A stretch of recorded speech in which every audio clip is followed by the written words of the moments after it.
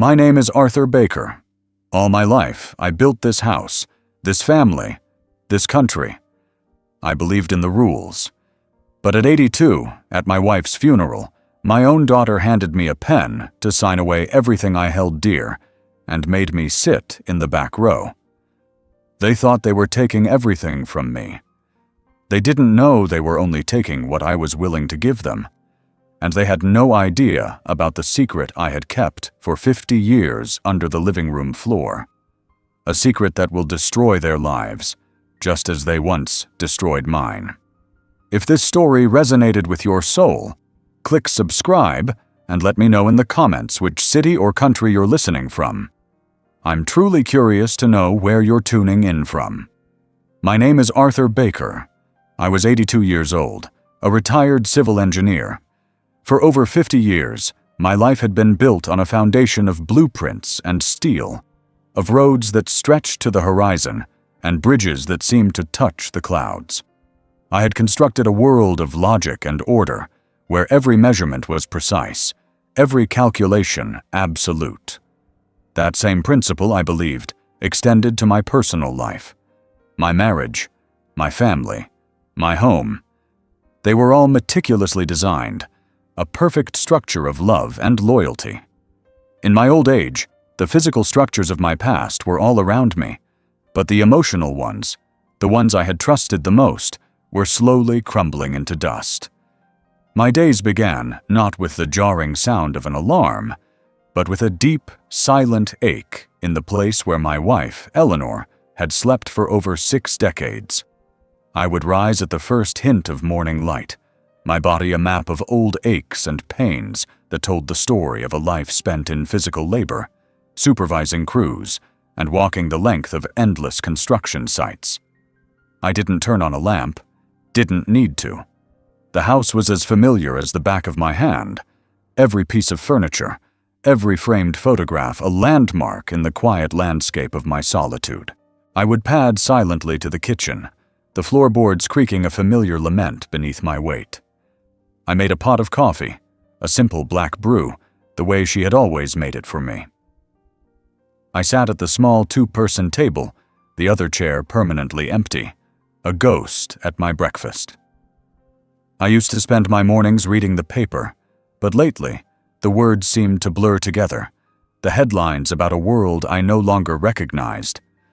My mind was a busy place, filled with memories that came unbidden, like old blueprints unrolling themselves in the dark. I could see the day I first met Eleanor, her vibrant red dress a splash of color against the drab gray of the city hall. I remembered the way her hand felt in mine, the gentle squeeze that promised a future of warmth and companionship. I remembered the first home we built together, a small 2-bedroom cottage that we paid for with my first big paycheck. I had designed every single wall, every foundation, thinking of the life we would build within them. After my coffee, I walked through the house, a quiet ritual of remembrance. I touched the old wooden banister, worn smooth by the passage of time and the hands of our children. My own hand felt rough, calloused from years of holding a measuring tape and a pencil, but I found a strange comfort in the texture. In the living room, I stopped. I ran my hand over the antique desk she had loved so much, its surface scarred with decades of use. My gaze fell to the floor, to a particular spot under the faded Persian rug. I knelt down, my old knees protesting with a soft groan, and reached my hand underneath the corner of the rug. My fingers found the familiar indentation in the floorboards. It was the only part of this house that was mine and mine alone. It held a secret that no one, not even Eleanor, had ever known about. It was my last piece of leverage in a world that was threatening to take everything from me. I spent most of my days in my study, a sanctuary filled with books and old engineering plans. The smell of aged paper and leather filled the air, a scent that transported me back to a different time when my greatest challenge was designing a new overpass or a water treatment facility. I would sit for hours at my drafting table, the tools of my trade laid out before me. I didn't draw anymore. My hands, once so steady and precise, now trembled with a slight, persistent tremor. Instead, I would look at the old plans, tracing the lines of a suspension bridge with a fingertip, remembering the men who had worked under me, the steel beams they had hoisted into place, the sweat on their brows and the pride in their eyes when the project was complete. I was a man who built things. I built communities. I built a home. I built a family. I never thought any of them could be dismantled so easily. In the afternoon, the silence of the house would become a heavy blanket, a crushing weight. I would often go out, not for any purpose, but just to feel the sun on my face and to see other people. I would walk to the small park at the end of the street, a place I had helped design 20 years ago.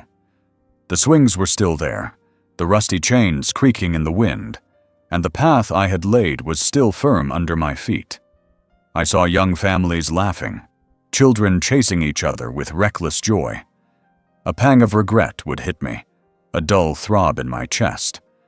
I had been too busy building, too preoccupied with my work to truly appreciate the simple moments.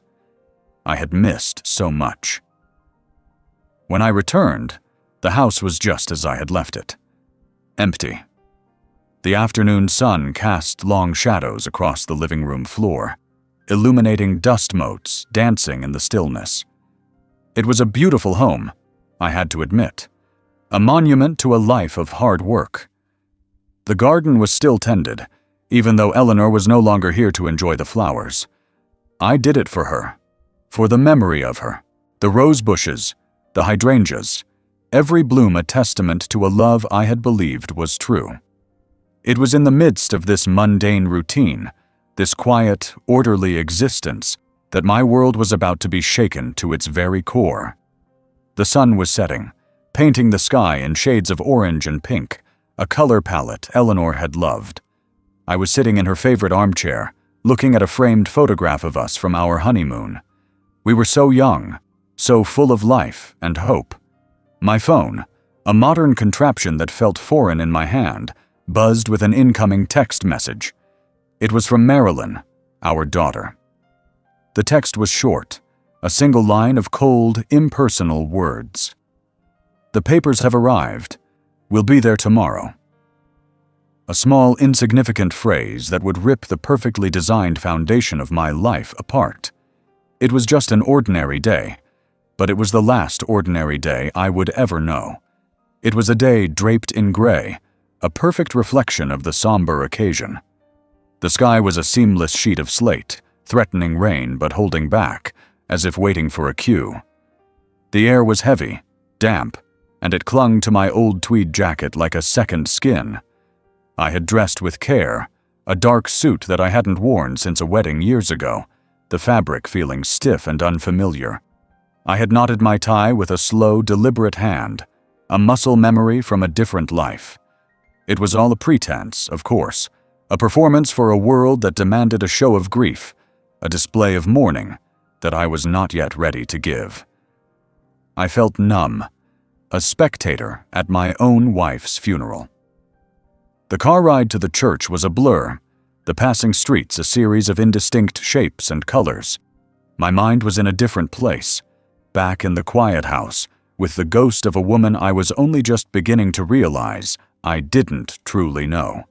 When I arrived, the church was already teeming with people. They were a sea of black and navy, a silent, swirling mass of condolences and whispered conversations. It was a familiar sight, this gathering of friends and family, but I felt a strange sense of detachment, as if I were watching a movie instead of living it. I saw faces I hadn't seen in years, neighbors from old addresses, colleagues from jobs I had long since retired from. They offered me nods of sympathy, their eyes filled with a pity that felt alien and intrusive. I nodded back, a silent acknowledgement of their presence, but I kept my distance, a lonely island in a crowded room. My daughter Marilyn spotted me from a distance. She was a woman in her late 50s, with her mother's sharp eyes and her own steely resolve. Her face was a mask of sorrow, but I could see the tension in her jaw, the way she held her shoulders stiffly. She had always been a complicated woman, a reflection of the complicated family dynamic we had built over the years. She came towards me, her husband and our 2 grandchildren in tow, a small, somber procession. There was a brief, awkward embrace, a quick pat on the back from my son-in-law, and a quick glance from my grandchildren, a fleeting flicker of something that might have been sympathy. We were a family in name only, a collection of disconnected people who had gathered for the sake of appearances. Marilyn took my arm, her grip surprisingly firm. She guided me through the crowd, past the front rows where the flowers were arranged in perfect, symmetrical displays. The scent of lilies was cloying, almost suffocating. I expected her to lead me to the front, to the place of honor, the place where I belonged. But she didn't. She stopped me a few rows from the back, a significant distance from the casket and the rest of the immediate family. Her face was a study in practiced sorrow, but her voice was as cold and sharp as a winter wind. "This is for immediate family, Dad," she said, her lips barely moving. "You can sit here." The words were a knife, not meant to wound, but to establish a boundary, to put me in my place. They were a clear, unambiguous statement of my new status in this family, a public demotion that was as painful as it was humiliating. I didn't argue. I didn't protest. I simply took my seat, my body moving on autopilot. I watched as Marilyn and her family took their places in the front, a perfect tableau of grieving relatives. They were all there, the ones I had built a life for, the ones I had given everything to. They were together, a united front, and I was an outsider looking in. I watched them from a distance, the quiet whispers, the gentle touches, the shared looks of sorrow. It was a performance, a carefully orchestrated display of affection that felt entirely false. I saw the way my son-in-law held Marilyn's hand, a gesture of support that was meant to be comforting, but felt like a public claim of ownership. I saw my grandchildren looking at their parents, their faces mirroring the grief they were expected to feel, a learned emotion. The service began, a procession of familiar hymns and solemn prayers. My mind was a million miles away, a tangled web of memories and regrets. I thought of the way Eleanor and I had first met, the way she had looked at me with those bright, intelligent eyes. I remembered the years we had spent together, the good times and the bad, the way we had built a life from nothing. It was a life I had believed in, a life built on a foundation of trust and honesty. But as I sat there, in the back row, a forgotten relic of a different time, I began to see the cracks in that foundation. I began to question everything I had ever known about my life, about my wife, about my family. The illusion of a perfect life was beginning to shatter, and the reality that lay beneath was a cold, unfamiliar landscape. The air in the church felt heavy, suffocating. The scent of lilies and old books and human grief hung in the air, a thick, palpable presence. The low murmur of whispered conversations and the soft sniffles of a few mourners were the only sounds in the otherwise silent room. I sat there, in my seat of dishonor, a ghost in my own life. I was surrounded by people, but I had never felt more alone. This was not a funeral. This was an interrogation. This was a public trial, and I was the defendant, condemned to a back row seat for a crime I didn't even know I had committed. The truth was out there somewhere, a hidden thing, waiting to be revealed. And I knew, with a certainty that chilled me to the bone, that the truth would be far more painful than the lie I had lived for so many years. I was in a room full of my family, people I had loved and cared for, but I was just an audience member, watching as they put on a show of mourning for a woman who I was beginning to suspect had never truly loved me at all. The air in the church grew thick with a suffocating silence, broken only by the soft rustle of clothing and the occasional muffled sob. The minister, a young man with a face full of earnest sympathy, finished his eulogy with a gentle prayer. It was then that the unexpected began. My wife's best friend, a woman named Susan, rose from her seat in the front row, a few yards from the polished casket. She was a small woman, but there was an immense presence about her as she walked to the podium. Her face, a roadmap of wrinkles and long-held secrets, was serene, but her eyes, when they met mine, held a strange, unsettling mixture of pity and defiance. I had known Susan for 50 years. She had been a bridesmaid at our wedding, a constant presence in our lives, a friend to both of us. But in that moment, she was an unknown quantity. Her voice, when she began to speak, was a soft, trembling whisper, barely audible in the cavernous space of the church. She spoke of Eleanor's strength, of her kindness, of the deep, abiding love she had for her friends and family. I nodded along, a silent participant in this shared grief, a man who had loved his wife and had lost her. But as she continued, the words began to shift, to take on a different tone. She spoke of Eleanor's secret sorrows, of the way she had carried her burdens in silence. My heart began to beat a little faster, a tiny drum of unease in the quiet of the church. And then she looked directly at me. Her gaze was unflinching, a direct and painful shot to the very core of my being. She said, "Eleanor was a woman who always did what was right, even when it was difficult.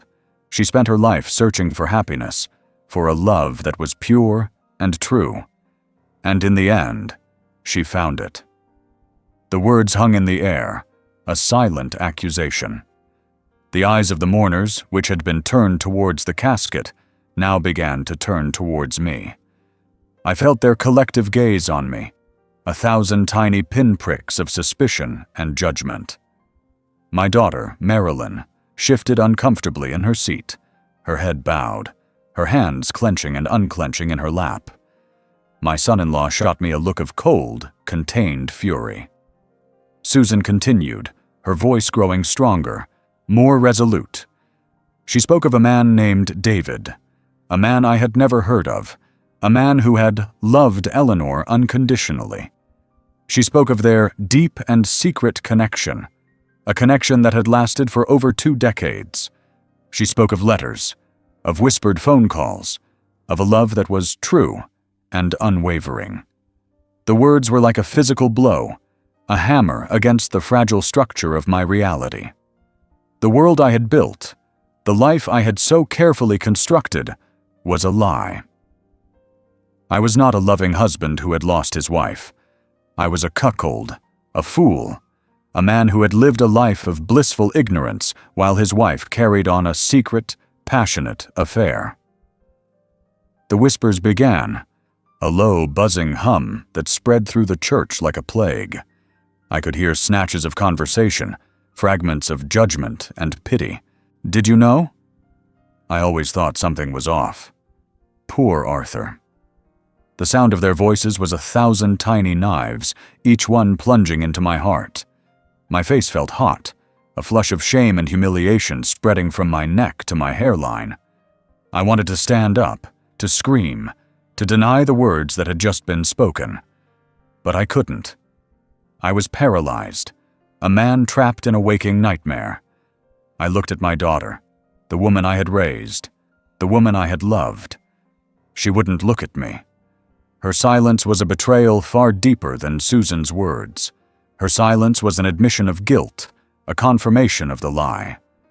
The minister, clearly flustered, stepped in, his voice a balm of platitudes and hurried prayers. But the damage had been done.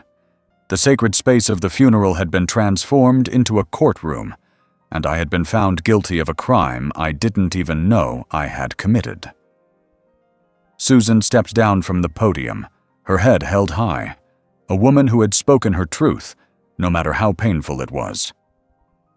She looked at me one last time, a look that said, she deserved better. The funeral was a blur after that. The procession, the burial, the somber gathering at the reception hall, it was all a haze of shame and pain.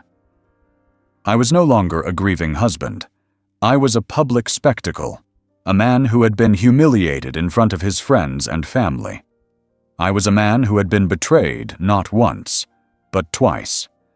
Once by my wife, and a second time by my daughter, who had known about the secret and had chosen to keep it from me, only to allow it to be revealed in such a cruel and public manner. I sat at a small table in the corner of the reception hall, a plate of untouched sandwiches in front of me. No one came to talk to me. No one offered their condolences. They all looked at me, their eyes filled with judgment, with pity, with a cold, detached curiosity. I was a man of logic and order, a man who built things to last. But in a single moment, the entire structure of my life had been torn down, exposed as nothing more than a carefully constructed lie. The betrayal was not just a secret love affair. The betrayal was the years of deception, the silent conspiracy between my wife and her best friend, the quiet complicity of my daughter. They had all known, all of them, and they had all allowed me to live a life that was nothing more than a performance for their benefit. The pain of the betrayal was a physical thing, a crushing weight on my chest, a burning in my throat. It was not the kind of pain that would heal with time. It was the kind of pain that would fester, that would grow and spread until it consumed me whole. I looked at my daughter, a woman I had raised and loved, and in her cold eyes, I saw nothing but a stranger. My world had not just been shaken. It had been irrevocably shattered. The car ride back from the funeral was a blur of silence and a gnawing emptiness in the pit of my stomach. The sky had finally opened up, a cold, relentless downpour washing away the last vestiges of daylight. Each drop that hit the windshield was a sharp, stinging reminder of the tears I couldn't shed, of the grief I wasn't allowed to feel. I pulled into the driveway, the gravel crunching under the tires like 1,000 tiny bones. The house stood before me, a dark, silent silhouette against the gray evening light. It was no longer a home. It was a monument to a 50-year deception, a meticulously crafted illusion that had just been torn to shreds. I unlocked the front door, the key turning in the lock with a mournful click, and stepped into the suffocating stillness of my past. The air inside was cold and heavy, thick with the scent of lilies and old dust. I didn't turn on a single light. I didn't want to see the photographs on the walls, the memories of a family that had never truly existed. I walked to the living room, my feet dragging on the old Persian rug. I knelt down, the ache in my knees a familiar friend, and reached for the loose floorboard under the rug. I didn't need a tool.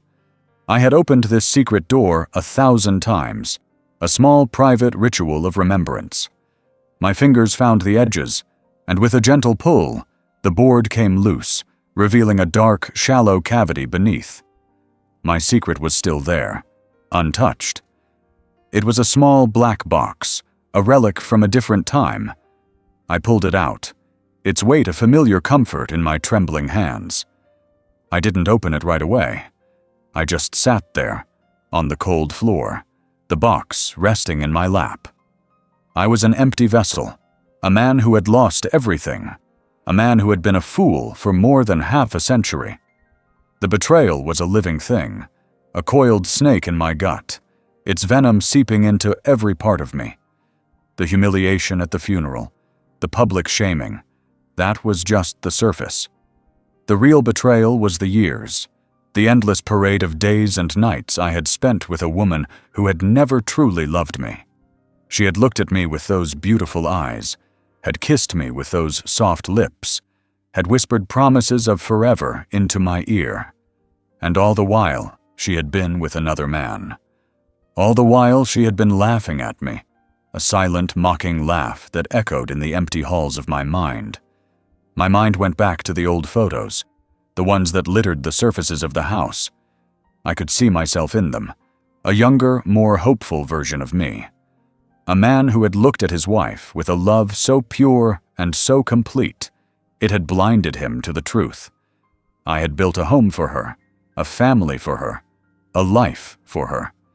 I had given her everything, and she had given me a lie. She had given me a daughter who wasn't my own, a girl I had raised and loved with a father's heart, only to have her shove me into the back row at her own mother's funeral. I closed my eyes, the images of my daughter's cold, dismissive face replaying in my mind like a broken film reel. The pain was unbearable. It was a sharp, searing agony that burned in my chest, a fire of betrayal and regret. But then, a different kind of feeling began to stir within me. Not grief, not pain, but a cold, hard resolve. I had been a victim long enough. I had been a fool long enough. The time for sorrow was over. The time for justice had begun. I was an old man, 82 years old, with a body that was failing me, and a heart that was broken. But my mind was still sharp, honed by decades of solving complex problems, of calculating every possible angle. I was an engineer. I knew how to build things, and I knew how to tear them down. My family thought they had won. They thought they had humiliated me, that they had taken my dignity and left me to rot in the solitude of my empty house. They thought I was just a sad old man who would be too weak to fight back. They were wrong. They were so very, very wrong. I stood up, the old aches in my knees a dull protest against the fire in my soul. I walked to my study, a room I had always considered my sanctuary, a place of order and logic in a chaotic world. I turned on a small lamp on my desk, the soft glow illuminating the rows of books and the old drafting tools. I opened a drawer and took out an old voice recorder. It was a gift from my father, a bulky analog device with a single record button. It was a relic from a time when truth was something you spoke out loud, not something you hid behind a screen. I looked at it, its simple, straightforward design a comforting presence in my hand. I was not going to write my story. I was going to speak it.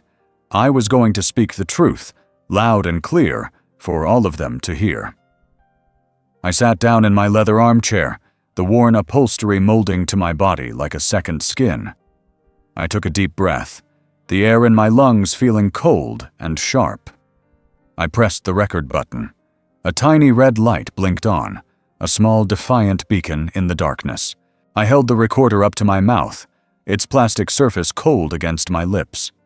My voice, when I began to speak, was a dry, brittle whisper, a ghost of a sound. "My name is Arthur Baker," I said, the words feeling foreign and heavy on my tongue. "And this is my confession." I paused, the words hanging in the air. This was not a confession of guilt.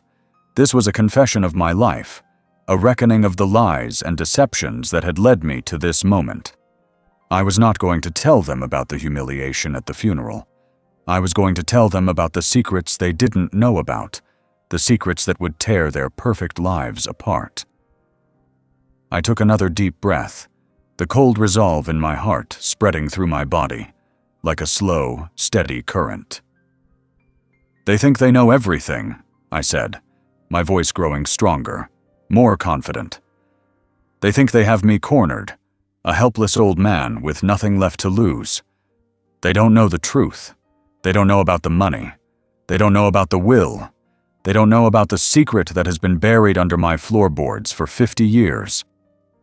I looked at the dark cavity under the rug, a symbol of my silent power. I was not a victim. I was a survivor. They had tried to break me, to destroy me, but they had only succeeded in waking a sleeping giant. The time for grief was over.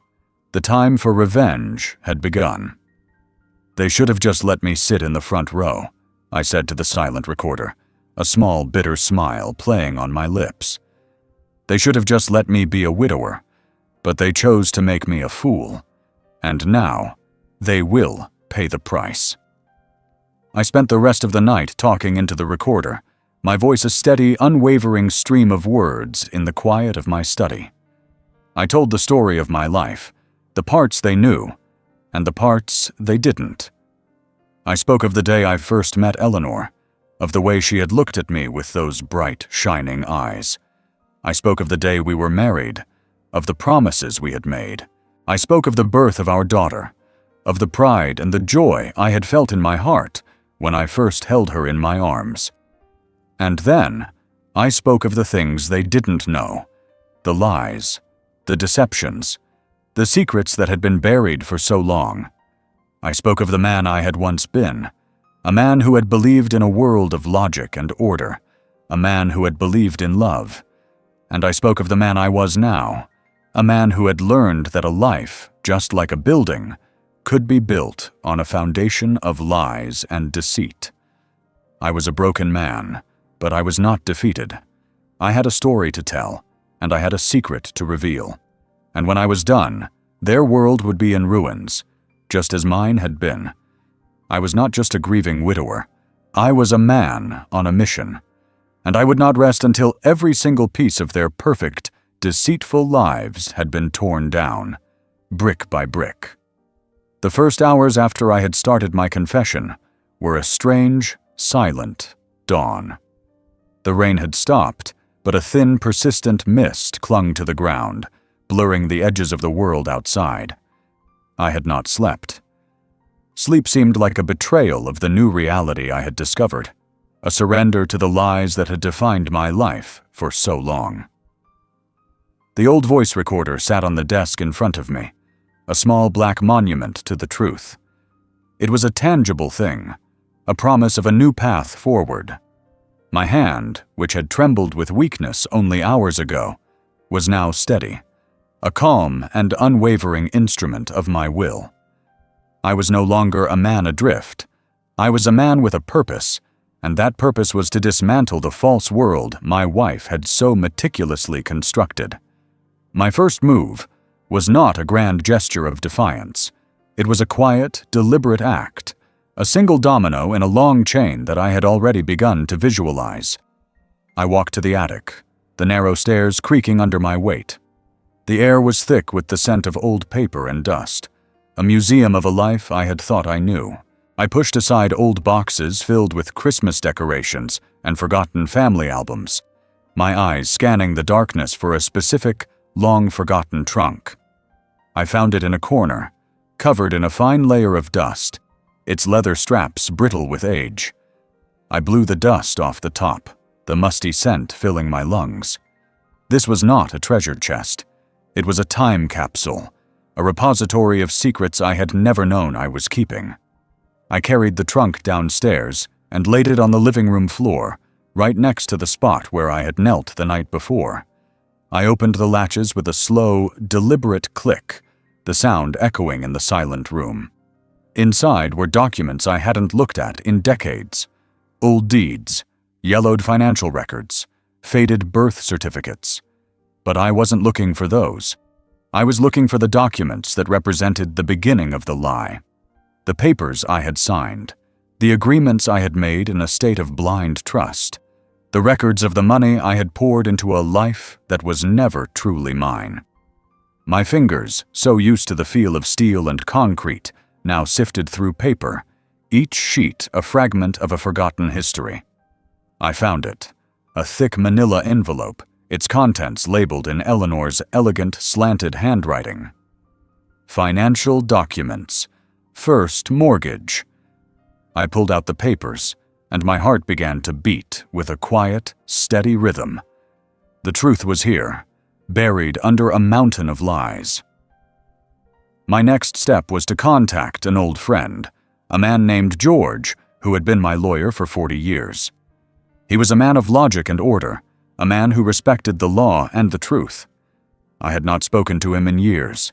Our lives had drifted apart, our conversations dwindling into a few quiet exchanges at Christmas. But now, I needed him. I needed his knowledge, his expertise, his unwavering belief in the principles I had always held dear. I sat at my desk, the voice recorder sitting beside me like a silent confidant, and dialed his number. The phone rang 3 times before he picked up, his voice a gravelly rumble. "Arthur," he said, the surprise evident in his voice. "It's been a while." I didn't waste any time with pleasantries. I told him I needed to see him. I told him I had a legal matter that required his immediate attention. I told him I had documents that would change everything. He didn't ask questions. He simply told me to come to his office the next day. A silent understanding passed between us, a shared knowledge that this was not a social call. This was a mission. I hung up the phone and felt a strange sense of exhilaration.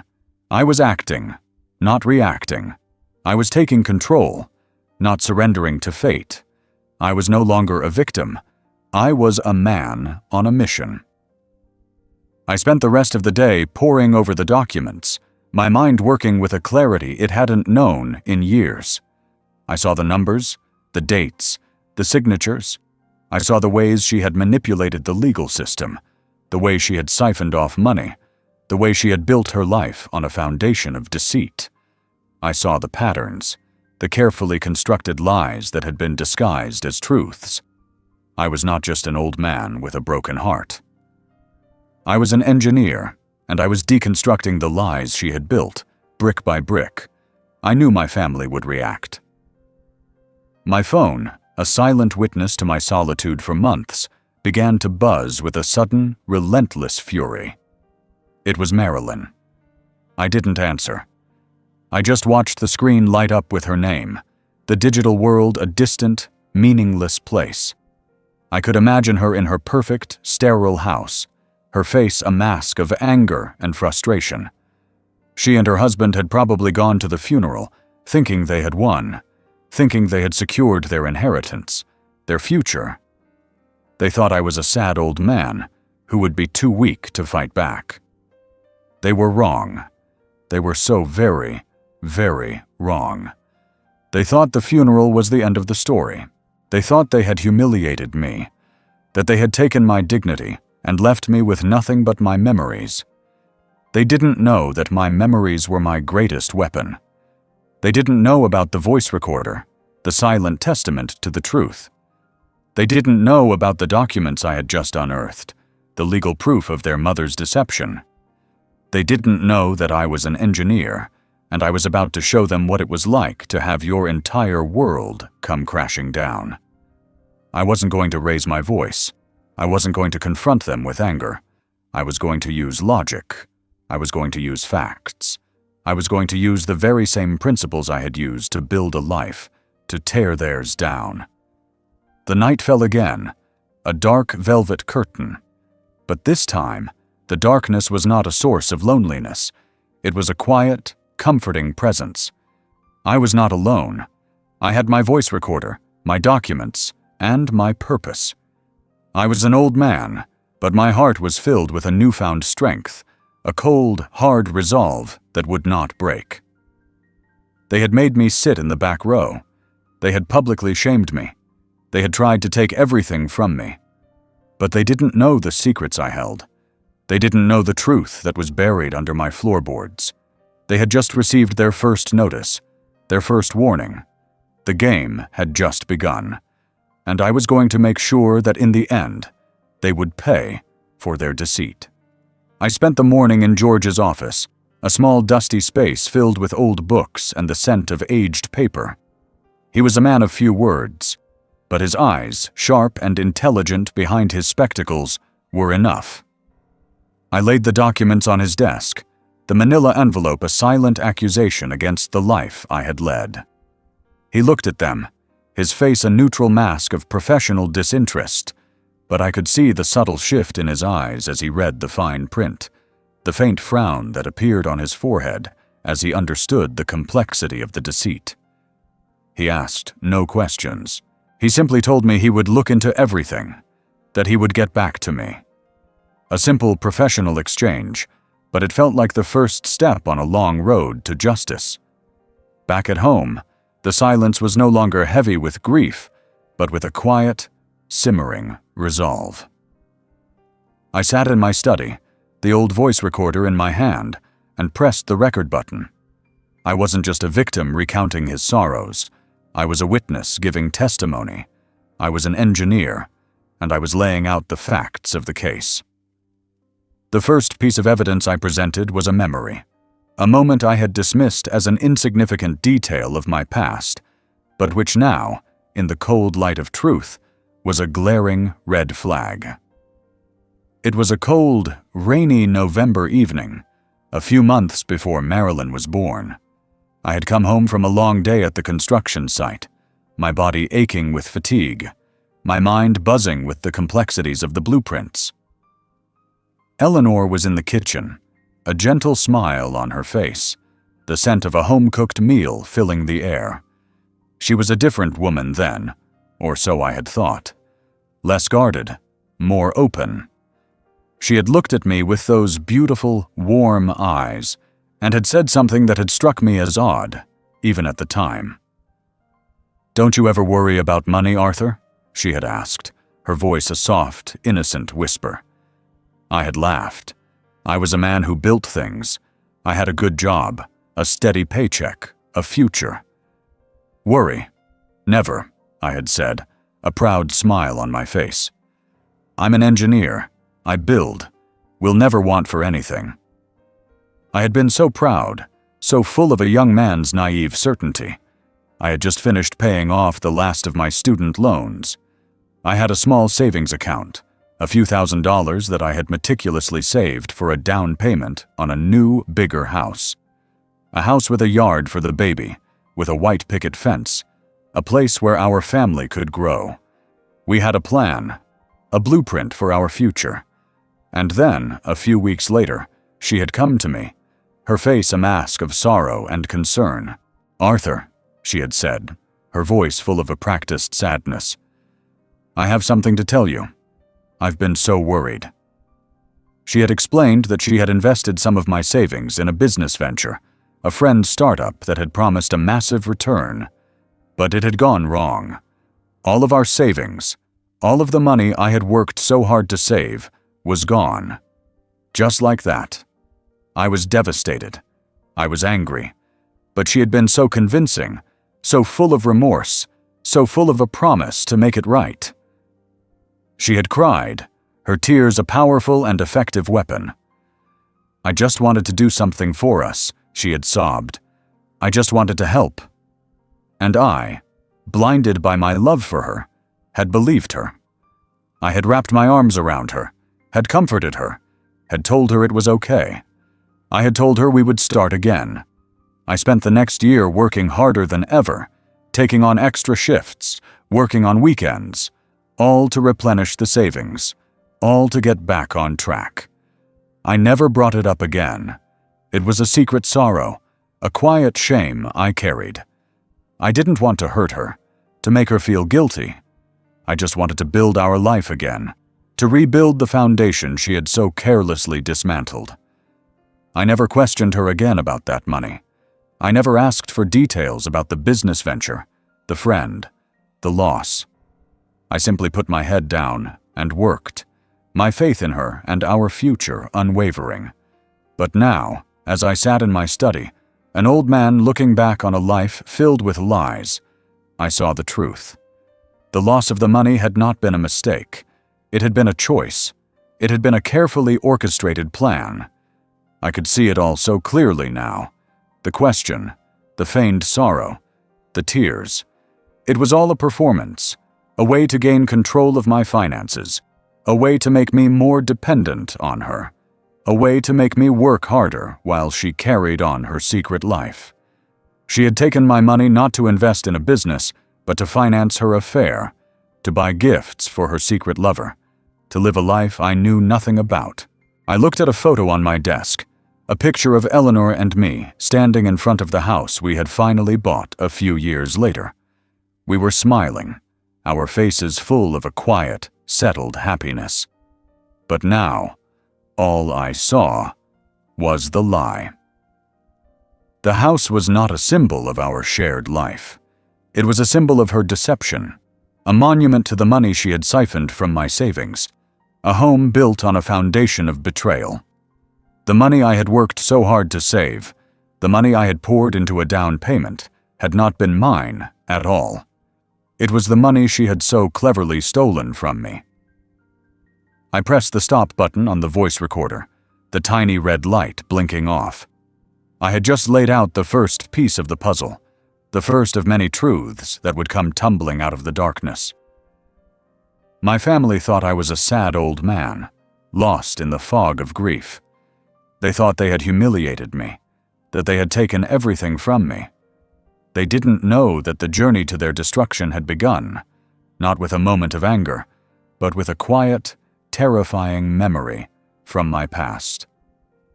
I was an engineer. I knew how to find the flaws in a structure, the hidden weaknesses that would cause the entire thing to come crashing down. And my wife's life, the life she had built on a foundation of lies, was about to be deconstructed, one single painful memory at a time. The game had just begun, and I was going to win. The day after my meeting with George, my quiet, solitary world was shattered by a jarring noise. It was the doorbell, a sound that had been a stranger to my house for months. I knew who it was. I had a feeling this was coming. I didn't answer right away. I just stood in the hallway, listening to the persistent ringing, a small, defiant protest against the invasion of my privacy. I walked to the window and looked out. It was Marilyn's car, the expensive sedan a gleaming testament to a life of comfort and privilege. My grandchildren were in the back seat, their faces pressed against the glass, looking up at the house with a mix of curiosity and boredom. And then I saw her, my daughter, her face a mask of cold fury, her hands on her hips in a gesture of practiced authority. Beside her was my son-in-law, a tall, imposing man who had always treated me with a distant, polite condescension. He looked worried, his brow furrowed in a deep frown. They were a team, a united front, and they had come to reclaim what they believed was theirs. I opened the door, a slow, deliberate movement that felt like a quiet act of defiance. Marilyn didn't wait for an invitation. She swept past me, her husband right behind her, their presence a suffocating weight in the quiet, empty space of my home. "Dad," she said, her voice a low, furious hiss. "What are you doing? George called us. You have no right to involve us in your delusions." She didn't look at me. She just stood there, her hands on her hips, her eyes scanning the room, as if she were inspecting a property she already owned. My son-in-law, always the more diplomatic of the two, stepped forward. "Arthur," he said, his voice a smooth, practiced baritone. "We just want to make sure you're okay. We're concerned about your mental health. This is a very stressful time for you." His words were a polite veneer, a false show of concern that barely concealed the threat beneath them. I didn't answer. I just stood there, a silent, unmoving presence in my own home. My silence seemed to infuriate Marilyn. "We have the will," she said, her voice rising in pitch. "We have the documents. The house is ours. The money is ours. You are just a sad, confused old man who needs to be taken care of. You need to sign the papers and let us help you." I felt a cold knot of anger tighten in my stomach. "Sign the papers," she said again, her voice a cruel, mocking echo of my own silent thoughts. "And let us put you in a place where you can be taken care of." The threat was clear. They were going to try to put me in a home. They were going to try to prove I was unfit to manage my own affairs. They were going to take everything from me. I just looked at them, my eyes filled with a quiet, unwavering resolve. I was not a sad, confused old man. I was a man who had finally seen the truth, a man who had finally understood the depth of the betrayal that had defined his life. "The documents you have," I said, my voice a low, steady rumble, a sound that seemed to surprise them both. "They are not the only documents, and the truth you believe you know, it is not the only truth." My words were like a small, unexpected pebble dropped into a still pond. A ripple of fear, of uncertainty, passed across Marilyn's face. My son-in-law's perfect, composed expression faltered. They had come to intimidate me, but I had just rattled their carefully constructed world with a single sentence. "What are you talking about?" Marilyn said, her voice sharp with suspicion. "There are no other documents. We have everything." But she didn't sound so sure anymore. I could see the doubt in her eyes, the fear that their perfect plan was already beginning to unravel. It was then that I heard a sound behind me. It was a soft, hesitant step, a quiet, cautious movement. I turned my head and saw him. It was my grandson, Jake, a tall, gangly boy of 16, with his mother's eyes but his father's quiet, observant nature. He had come inside without anyone noticing. He had heard everything. He looked at me, and his eyes, unlike his parents', were not filled with suspicion or judgment. They were filled with confusion, with a quiet, questioning wonder. He had been there, at the funeral. He had seen the way his mother had treated me. He had heard the whispers, the snatches of conversation. And now, he had heard the cold, cruel words his parents had just spoken. I saw the moment of decision on his face. He didn't say anything. He just looked at me, and then at his parents, his gaze a silent condemnation. He was not a small boy anymore. He was a young man, a man who was capable of seeing the difference between a loving grandfather and a pair of cruel, manipulative parents. In that moment, I knew I had an ally, not a powerful lawyer, not a close friend, but a young boy who was seeking the truth. He was a silent witness, a quiet rebellion against his own family. He was a small, flickering light of hope in the vast, empty darkness of my life. My son-in-law, sensing the shift in the atmosphere, stepped forward, his voice a low, warning growl. "Arthur, don't do this. Don't drag the children into this. We will get what is ours. We will take care of you. You just need to cooperate." He reached for my arm, his fingers a cold, possessive touch. But Jake stepped forward, his body a silent shield between me and his father. He didn't speak. He didn't have to. His presence was enough. His silent, unwavering support was a clear message to his parents. They could not intimidate me. They could not threaten me. Not anymore. I was not alone. The tables had turned. The stakes had been raised. The game had just begun. And for the first time in a long, long time, I felt a flicker of hope, a small, quiet flame of defiance that would not be extinguished. The silence that fell upon the living room was a thick, palpable thing, heavier than the rain that had fallen the night before. My daughter Marilyn and her husband stood frozen in place, their faces a mix of fury and confusion. My grandson, Jake, stood a few feet behind me, a silent, unwavering ally. Their threats, their attempts to intimidate me, had failed.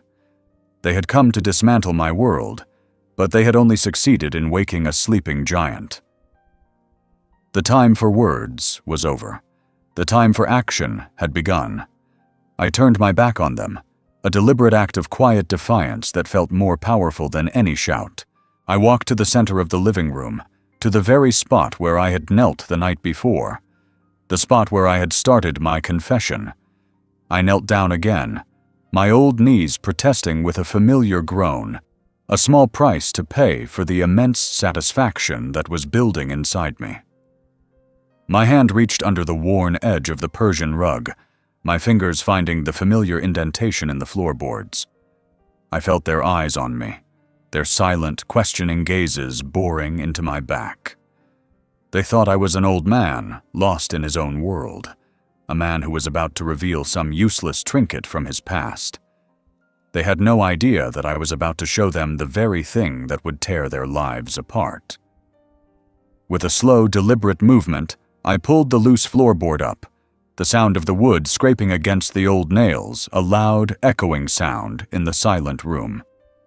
I reached into the dark cavity beneath, my hand finding the familiar cold surface of the small black box. I pulled it out, its weight a comforting presence in my palm. The box was old, its leather surface worn and scarred with the passage of time. The brass latches were tarnished, their once bright gleam now a dull, muted bronze.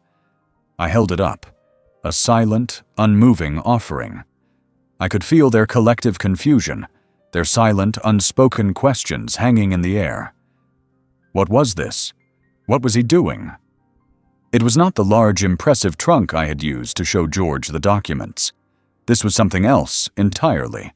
Something smaller, something more personal. I placed the box on the floor, its surface a dark, stark contrast against the faded floral patterns of the rug. I didn't open it right away. I just sat there, my gaze fixed on the box, as if I were a man about to perform a ritual. I was not just an old man with a secret. I was a man with a key. And I was about to unlock a door that had been sealed for 50 years. I could feel their impatience, their fear, their growing sense of panic. My daughter's voice, when she finally spoke, was a low, desperate whisper. I didn't acknowledge it. I didn't have to. I was in control now. My fingers, rough and calloused from a lifetime of labor, gently unlatched the 2 brass clasps. The sound was a sharp, final click, a sound that felt like the snapping of a chain. I slowly, painstakingly, lifted the lid. Inside, resting on a bed of faded velvet, was not money, not jewels, not even a stack of old letters. It was a single, legal-sized envelope, its paper yellowed with age, its seal a dark, waxen imprint of a name I had never known. The name was foreign, a series of elegant, unreadable letters that meant nothing to them. But to me, it was a name that had a silent, terrifying power. I reached inside the box and pulled out the envelope. I held it up, my gaze fixed on my daughter's face. Her eyes, which had been filled with a cold, contemptuous defiance, now widened with a look of pure, unadulterated shock. She knew what this was. She didn't know the specifics, but she knew, with a certainty that was chilling, that this was the very thing that would tear her world apart. My son-in-law, his face now a mask of fear, took a hesitant step back, his hands raised in a gesture of silent surrender. They had come to take my life, but I had just revealed a secret that would take theirs. I didn't open the envelope. I didn't need to. Its very existence was enough. It was a silent, powerful threat, a physical manifestation of a truth they had never known about. This was not about an affair. It was about something far deeper, something far more sinister. It was about their mother, the woman they had mourned and defended, the woman they had believed had been wronged by me. They had no idea that she had been the one who had wronged them. I looked at their faces, at the fear and the panic in their eyes, and I felt a strange, cold satisfaction. They had underestimated me. They had thought I was a sad, confused old man who would simply roll over and die. They had not taken into account the fact that I was an engineer. I knew how to build a life, and I was about to show them what it was like to have your entire world come crashing down. I slowly placed the envelope back into the box and closed the lid, the sound of the latch clicking into place a final, decisive sound. I stood up, my old bones protesting with a soft groan, and looked at my family. The balance of power had shifted. The game had changed. They were no longer the ones in control. They were no longer the ones with the upper hand. They had come to intimidate me, but I had just demonstrated the existence of a secret that would make them tremble with fear. I looked at my grandson, Jake, his eyes wide with a quiet, awe-struck wonder. He had witnessed the moment when his parents' world had begun to unravel. He had seen the truth, and he had chosen a side. I walked past them, a silent, unmoving presence, and placed the box on my desk, a clear and unambiguous statement of my intentions. The box was now a shield, a weapon, a testament to a life of lies. They had thought they were the only ones with secrets. They had thought they were the only ones with a story to tell. They were wrong. The story of my wife's life was not a simple tale of love and loss. It was a story of betrayal and deceit, of a carefully constructed illusion that was about to be torn to shreds. The final act had begun, and I was going to make sure that they would pay for their role in this tragedy, for their public humiliation, for their cruelty. The game had just begun, and I was going to win. The tension in the house was a living, breathing thing, a suffocating presence that filled every corner of every room. My daughter and her husband had left, their hurried exit a silent admission of defeat. They hadn't taken the documents. They hadn't said a word. They had just stumbled out of the house, their faces pale with shock and fear, leaving me alone with my thoughts and the heavy weight of the truth. My grandson, Jake, had stayed for a while, a quiet, watchful presence in the stillness of the living room. We had not spoken. We had not needed to. A silent understanding had passed between us, a shared knowledge that the world he had known had just been irrevocably shattered. He left eventually, with a simple, solemn nod, leaving me alone with the silence and the secrets. I returned to my study, to the small dark box that sat on my desk, a silent guardian of the truth. I had not opened the envelope in front of them. It was a power move, a clear and unambiguous statement that I was in control now. They had come to me, demanding answers, but they had left with only more questions, with a terrifying glimpse into a past they had never known about. But now, in the quiet solitude of my study, the time had come for me to face the full force of the truth. I pressed the record button on my voice recorder, the small red light blinking on, a single defiant beacon in the darkness. "They think they know the truth," I said, my voice a low, steady rumble. "They think the secret is that their mother had a secret lover. They have no idea that the real secret is that their mother was a con artist, and that I was the mark." I took a deep breath, the air in my lungs feeling cold and sharp. I reached for the box and took out the envelope. The paper was thin and brittle, and I handled it with the care of a man holding a priceless, fragile relic. The seal, a dark, waxen imprint of a name I had never known, was still intact. I carefully broke the seal, a small, satisfying crack, and pulled out the contents. It was not a will, not a bank statement, not a love letter. It was a death certificate, not Eleanor's, but her first husband's. A man she had told me had drowned in a tragic accident decades ago. A man whose memory she had guarded with a fierce, possessive silence.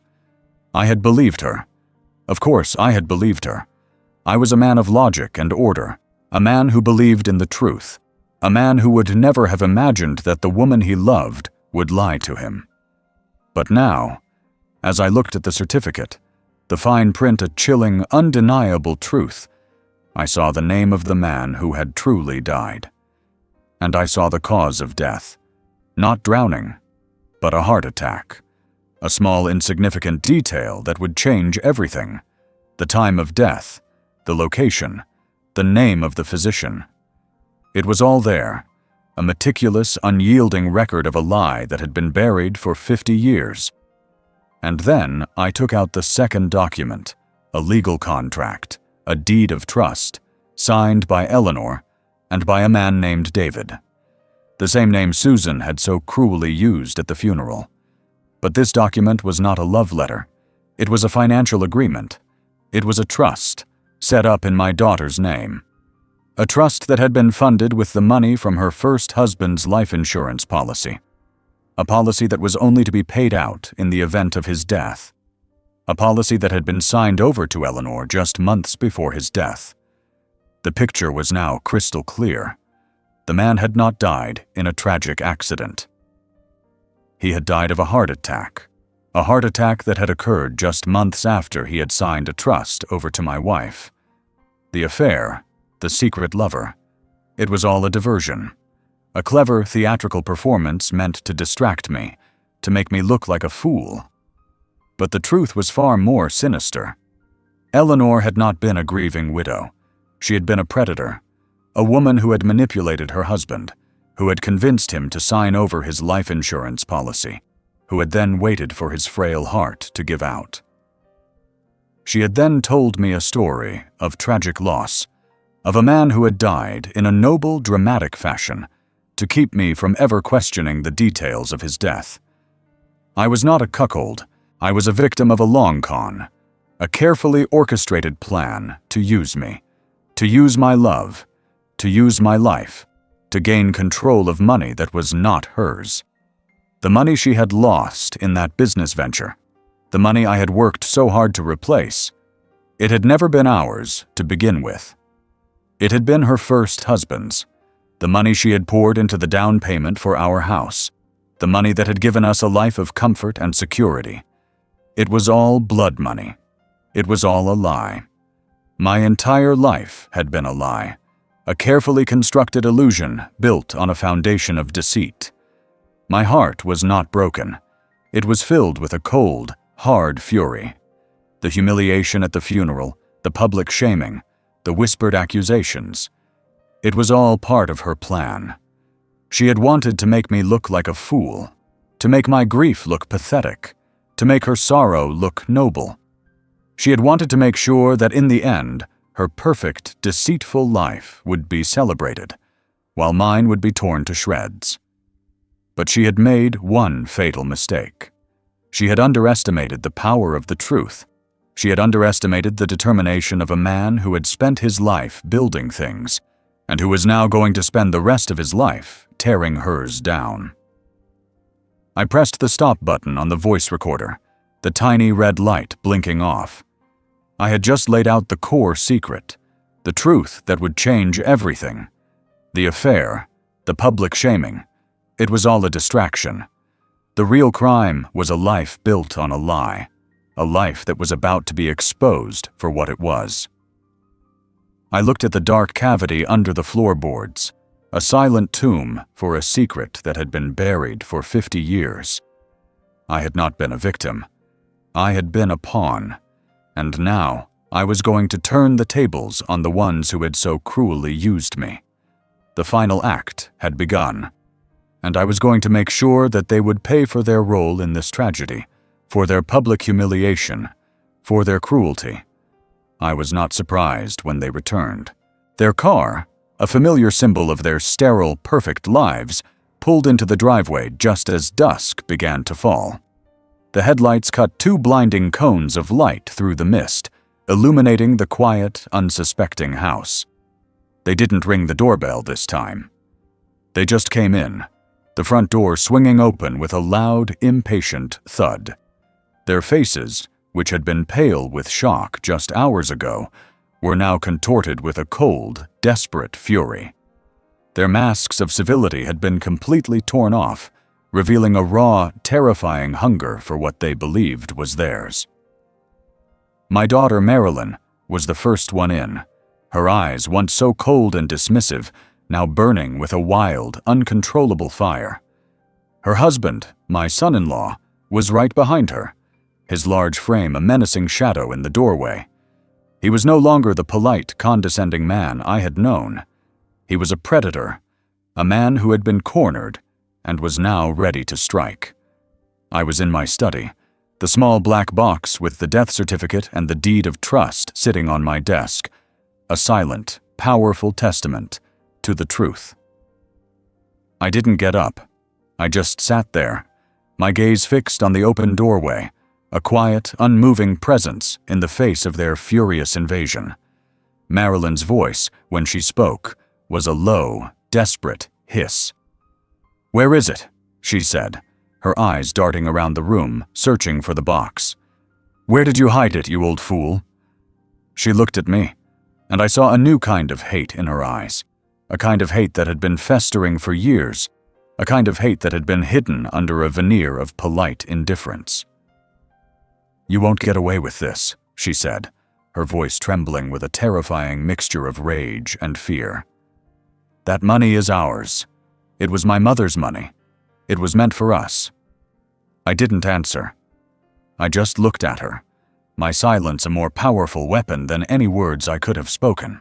My son-in-law, his patience at an end, stepped forward, his body a looming threat in the small, confined space of my study. "We know what you did," he said, his voice a low, warning growl. "We know you're trying to steal our inheritance. We know you're trying to ruin us." His words were a desperate, illogical accusation, a final grasp at a truth that was no longer theirs to possess. "Give us the box," he said, his voice a cold, hard command. "Or we will take it from you." I watched them, a strange sense of detachment settling over me. They were no longer my family. They were just two desperate, cornered animals, fighting for a prize that had never truly been theirs. They didn't understand that the battle was no longer about money. It was about truth. It was about justice. It was about a life of lies that was about to be exposed for what it was. I looked at the box on my desk, and a small, quiet smile played on my lips. They thought the box held the key to their fortune. They didn't know that it held the key to their destruction. My son-in-law, his rage overcoming his reason, lunged for the box. I was an old man. My movements were slow, but my mind was still sharp, still quick. I was a man who had built things, a man who had learned to anticipate every possible outcome, every possible threat. My hand, which had trembled with weakness only hours ago, was now a blur of movement. I grabbed the box and threw it under the desk, my old bones protesting with a sharp, stinging pain. He didn't see it. He just saw the empty space where the box had been, his face a mask of furious confusion. He lunged for me, his hands reaching for my throat. I was an old man, but I was not weak. I was a man who had spent his life in the trenches, a man who had learned to survive. I ducked, my body a frail, bony shield, and his hand missed me, his fingers scraping against the back of my chair. Marilyn, her face a mask of pure, unadulterated fury, ran to the desk, her hands frantically searching for the box. She pulled out the drawers, their contents spilling onto the floor, a scattered mess of old papers and forgotten tools. She was no longer a grieving daughter. She was a thief, a woman who was willing to destroy everything to get what she wanted. I watched her, a silent, unmoving presence in the face of her destruction.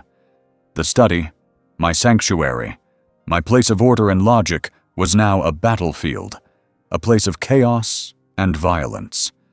My son-in-law, a look of pure, animalistic rage on his face, was now trying to corner me, his large body a menacing presence in the small, confined space. He was going to take the box. He was going to silence me. He was going to end this. My back was against the wall, my body a map of old aches and pains. My grandson, Jake, had returned. He had come back to my house. He had a key. He was standing in the doorway, his eyes wide with a quiet, terrified horror. He had not expected this. He had not expected to see his mother and his father, the people he loved, acting like this. He had not expected to see the cold, brutal violence that lay beneath their perfect, polished veneer. I looked at him, and in his eyes I saw not pity, but a quiet, dawning understanding. He had just seen the truth. He had just seen the lengths his parents were willing to go to get what they wanted. He was my last hope. He was my last chance. My son-in-law, sensing the boy's presence, turned to him, his face a mask of silent warning. "Go away," he said, his voice a low, furious growl. "This is a family matter." But Jake didn't move. He just stood there, his silent, unwavering presence a powerful shield between me and them. He was a boy, but in that moment, he was a man. He was a hero, and he was my only hope. I was an old man. My body was failing me, but my mind was still sharp, still quick. I looked at the dark cavity under my desk, the place where the box was hidden. My son-in-law was a large man, but I had one advantage. I was an engineer. I knew how to build a life, and I knew how to destroy one. The final act had begun, and I was going to make sure that in the end, they would pay for their lies, for their cruelty, for their betrayal. My life was at stake. My dignity was at stake. My truth was at stake. It was all or nothing, and I was not going to lose. The confrontation began not with a bang, but with a quiet, final click. I had my hand on the doorknob of my study, the small black box with its terrible secrets clutched tightly in my other hand. My son-in-law, his face a mask of furious desperation, lunged for me, his large body a looming threat in the narrow hallway. My daughter Marilyn, her eyes burning with a wild, uncontrollable rage, was right behind him. But their charge was stopped short by a single, unmoving presence. My grandson, Jake. He had stepped in front of me, his small body a frail but resolute barrier between me and their rage. His gaze was fixed on his parents, a quiet, unwavering stare that was more powerful than any words he could have spoken.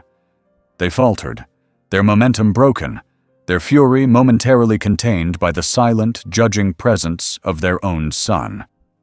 I pushed past them both, my old bones protesting with a sharp, stinging pain, and made my way to the living room.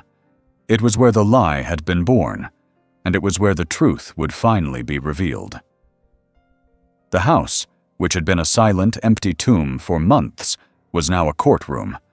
I was the prosecutor, the judge, and the jury, and they were the defendants. I placed the box on the coffee table, a small dark monument to their crimes, and slowly, deliberately, began to unlatch the brass clasps. The sound was a sharp, final click, a sound that felt like the snapping of a chain. My daughter and her husband followed me, their movements hesitant, their fury now replaced by a cold, unsettling fear. Jake was right behind them, a silent witness to a truth that was about to be revealed. I opened the box and took out the death certificate. I didn't raise my voice.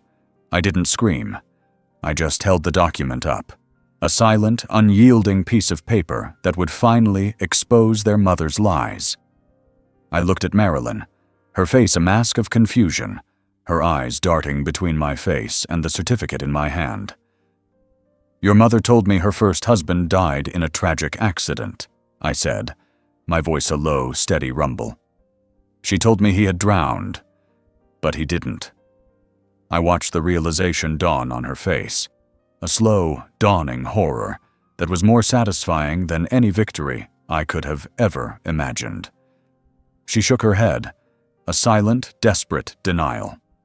"No," she said, her voice a low, broken whisper. "That's not true. You're lying." I ignored her. I took out the second document, the deed of trust. I laid it on the coffee table, its fine print a chilling, undeniable truth. "This," I said, my voice now filled with a cold, triumphant finality. "This is what your mother was really after. This is what all her lies were for." I told them about her first husband, the man I had never known. I told them about the life insurance policy he had signed over to her. I told them about the heart attack that had occurred just months later. I didn't need a lawyer to prove my case. I had the facts. I had the documents. I had the truth. I watched them, their faces a study in cold, dawning horror.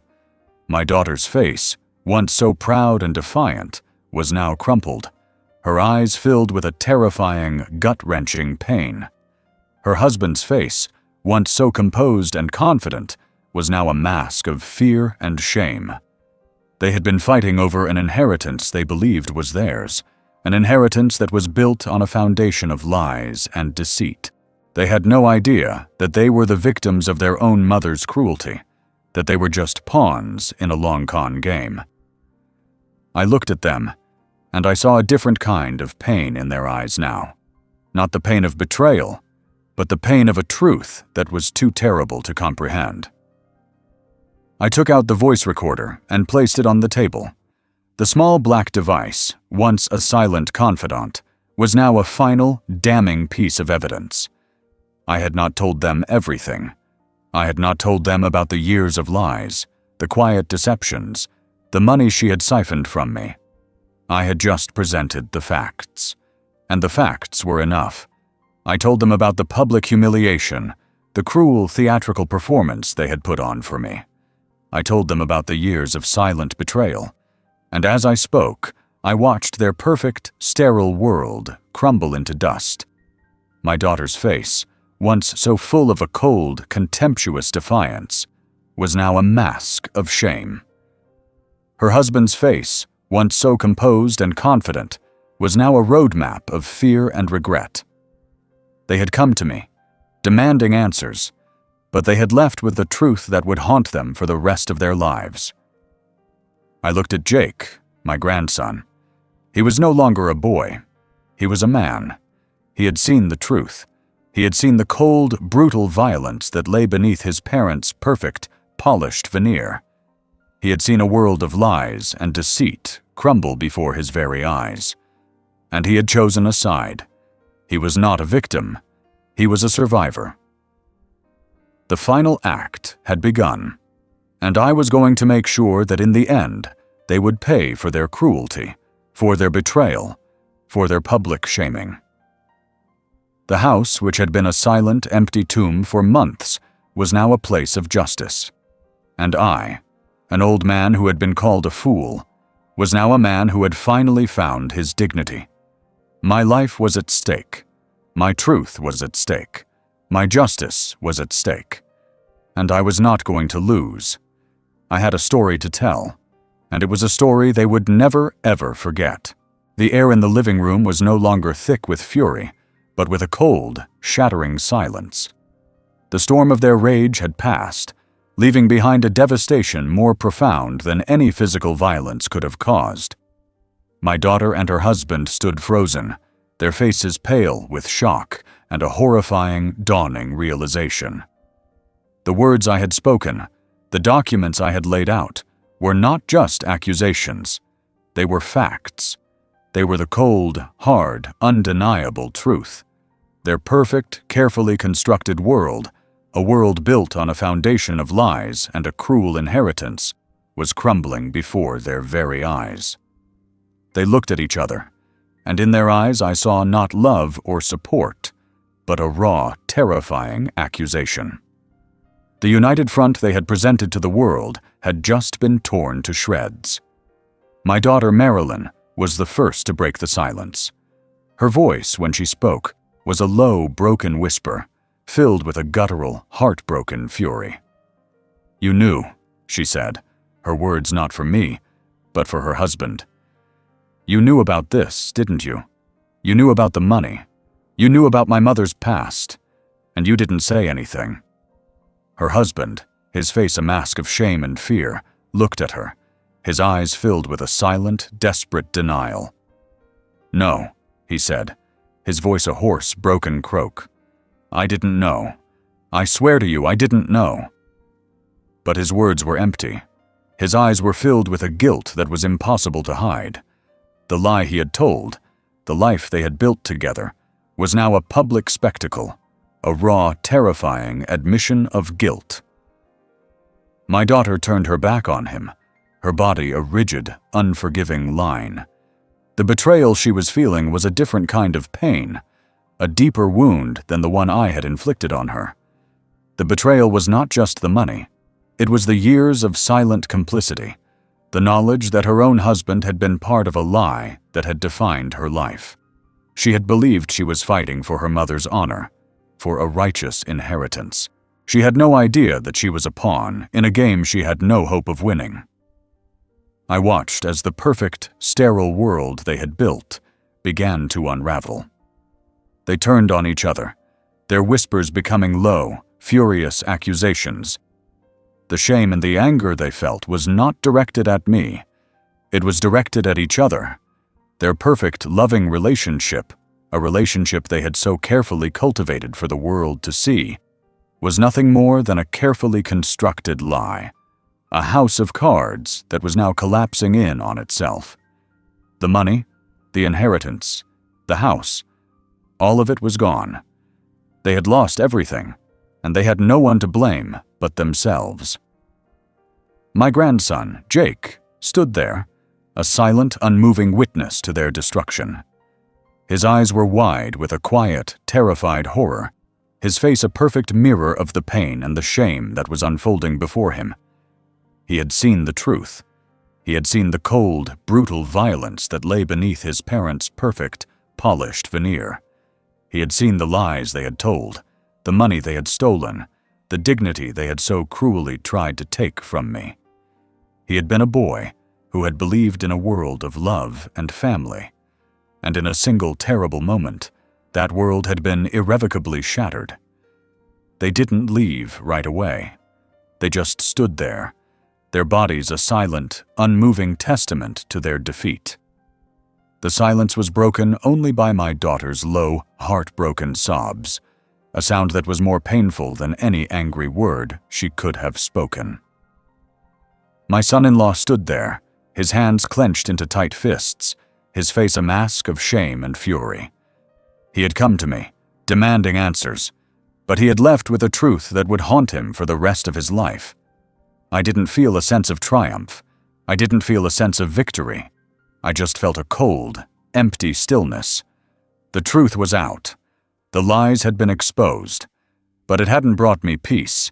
It had just left a gaping, yawning emptiness in its wake. The dignity I had lost at the funeral had been restored, but it had come at a terrible price.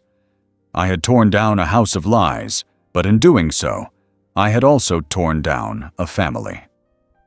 The betrayal I had felt was a cold, bitter wound, and the truth I had revealed was not a balm. It was a poison. It was a poison that would now infect their lives, that would haunt them for the rest of their days. I watched them stumble out of the house, their bodies a silent, defeated mess. They didn't look at me. They couldn't. They were too busy looking at the wreckage of their own lives. They had come to me for a fight. They had come to me for a victory. But they had left with a truth that was more painful than any loss they could have ever imagined. My home, my sanctuary, was now a place of silent, terrible pain. I was no longer a victim. I was a survivor. But in surviving, I had destroyed everything I had ever loved. The final act had begun, and I, an old man who had been called a fool, was now a man who had finally found his dignity. But it had come at a price that I and my family would be paying for the rest of our lives. The final echo of their car tires on the gravel driveway was the last sound I heard before a profound, bone-deep silence settled over the house. It was a silence that was no longer heavy with grief or pain, but with a quiet, final sense of completion. The storm had passed, the chaos had subsided, and I was left in the wreckage of a life I had thought I knew. I walked back to my study, the small black box still sitting on my desk, a silent testament to a truth that had been buried for 50 years. The voice recorder lay beside it, its tiny red light now a symbol of a story that had finally been told. I was no longer a victim. I was a man who had faced his past, who had confronted his betrayers, and who had finally found his dignity. I didn't feel a sense of triumph. The victory I had just won was a hollow one. The truth once revealed was not a balm. It was a cold, bitter wound that would take a long, long time to heal. I had destroyed a family that I had loved, a family that I had built. But I had also freed myself. I had torn down a life of lies, and in doing so, I had finally, truly, begun to live my own. I sat down in my leather armchair, the worn upholstery molding to my body like a second skin. I looked at the old photographs on my desk, the smiling faces of a man and a woman who had once believed in a world of love and honesty. I took a deep, shuddering breath, the air in my lungs feeling cold and sharp. I had a choice to make. I could either let the past consume me, or I could finally, truly, let it go. My hand, which had been so steady and so strong only moments ago, now trembled as I reached for the voice recorder. I pressed the stop button, a final decisive action that felt like the closing of a chapter. The tiny red light blinked off, and the silence in the room was now complete. I had told my story. I had given my testimony. And now it was time to move on. I opened the small black box, its contents now a silent, meaningless testament to a life that was no longer mine. I took out the death certificate, the deed of trust, the old yellowed pieces of paper that had once held such power over me. They were just paper now. They were just relics from a forgotten war. I placed them in a small empty box, sealed it with a piece of tape, and placed it on a high shelf in my study, a silent, unmoving tomb for a past that was finally, truly, over. I looked at the window, the morning sun casting a pale, golden light through the glass. The world outside was still the same. The streets were still there. The trees were still green. The sky was still a vast, endless blue. But my world was different. It was a world that was no longer defined by lies, a world that was no longer shrouded in a veil of deceit.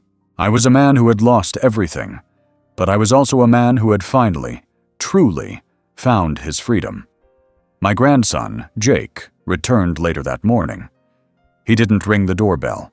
He just came in, a silent, familiar presence in the stillness of my home. He didn't say anything. He didn't have to. He just sat in the armchair across from me, his presence a quiet, comforting balm.